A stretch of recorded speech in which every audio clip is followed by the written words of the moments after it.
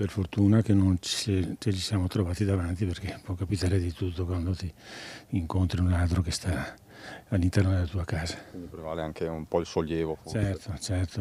Alla fine hanno fatto un disastro, hanno portato via un po' di roba, ma stiamo bene, quindi questa è la fortuna. Hanno agito indisturbati i ladri entrati in azione nel pomeriggio nella proprietà del noto architetto Tiziano Zanata, un grande parco nel quale ci sono 3 abitazioni. Siamo su una collaterale di via Montello a Villorba, al confine con la frazione di Venturali. A essere presa di mira è stata la villetta della figlia di Zanata, adiacente a quella del padre. Io ero in casa, avevo anche degli operai per casa, per quello che mia figlia non ha attivato l'antifurto. E il cane ha abbaiato, sono andato a vedere dov'era, a chi abbaiava, ma non ho visto niente, ma probabilmente in quel momento lì i ladri hanno visto me, quindi se ne sono usciti, sono scappati. Un'azione... 10 minuti dopo, quando è tornata mia nipote da nuoto, ha trovato la finestra aperta, mi ha chiamato di nuovo e sono andato a vedere.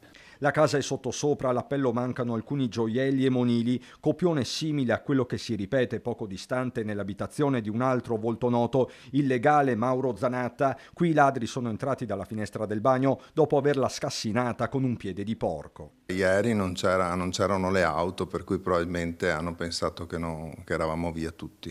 In realtà c'era mia mamma che abita qui accanto e fortunatamente, dico io, non li ha visti, non è uscita e avrebbe preso paura probabilmente. La donna, ottantenne, stava stirando e in questo caso i ladri se ne sono andati a mani vuote, colpendo poi in altre abitazioni. Difficile tenerne il conto. Ieri sera sono usciti i carabinieri e mi hanno detto che nella stessa giornata di ieri ci sono stati altri furti. Poi altre persone che conosco qui in zona mi hanno riferito che ci sono stati furti proprio in questa via. Ma è uno stillicidio in tutta la Marca. A Olmi di San Biagio di Callalta, visitata la casa di un'anziana con la segnalazione nel vicino parco di uomini incappucciati, 3 in azione, un quarto che stava facendo da palo. A Oderzo finisce sui social il faccia a faccia di un residente.